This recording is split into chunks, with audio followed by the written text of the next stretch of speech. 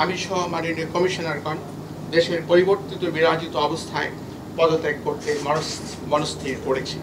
আমরা অত্যই পদত্যাগপত্র মহামান্য রাষ্ট্রপতির সমীপে উপস্থাপনের নিমিত্ত কমিশনের সচিব মহোদয়ের হাতে দেব।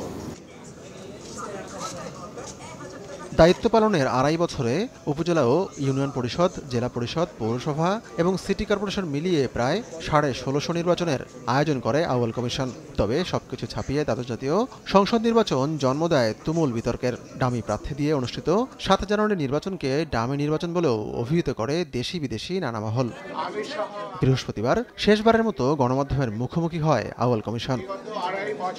বেলা 12টায় লিখিত বক্তব্য শুরু করেন কাজী হাবিবুল আউয়াল। নিজ আমলে অনুষ্ঠিত নির্বাচনগুলোর ফিরিস্তি তুলে ধরেন তিনি। 7 জানুয়ারি নির্বাচনের বিতর্ক স্বীকার করলেও এর দায় নেননি তিনি। 2014 সালে নির্বাচনে বিএনপি সহ অনেক দলই অংশগ্রহণ করেনি।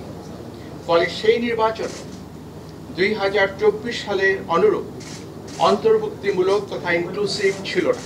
নির্বাচন দলের ভেতরেই হয়েছে, মধ্যে হয়নি, উইদিন হয়েছে, বিটুইন হয়নি।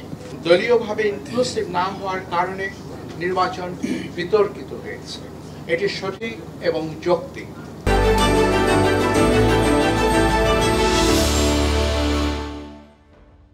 আওয়ামী লীগের শাসনামলে বিতর্কের অন্যতম কেন্দ্রবিন্দু ছিল নির্বাচন কমিশন।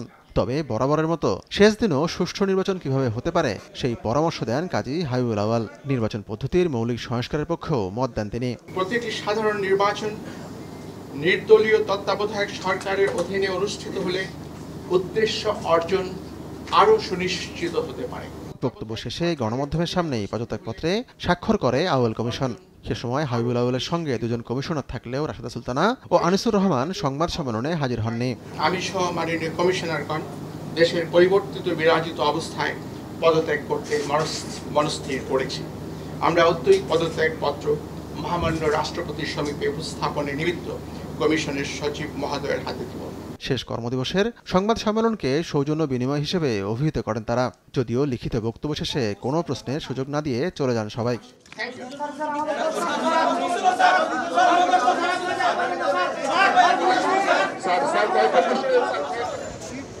একযোগে সকল সদস্যের পদত্যাগ বাংলাদেশের নির্বাচন কমিশনের ইতিহাসে নজিরবিহীন ঘটনা।